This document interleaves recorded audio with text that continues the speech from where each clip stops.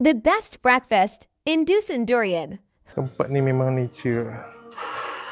Tapi dalam nature pun dapat je kopi yang sedap. Kita breakfast dekat The Shack at the Rimba, Hulu Langat kan, tengah-tengah dusun durian.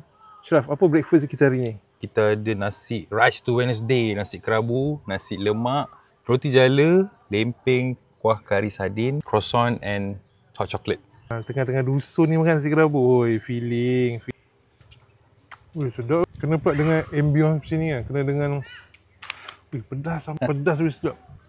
Dia makan tengah dusun ni tak sama dengan makan dalam kafe, makan restoran. Lemak dia tak pedas. Sambal dia just nice. Ayam? Tapi sedap. Ayam dia super crispy.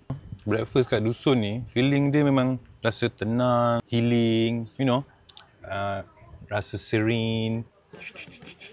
Okay, macam mana?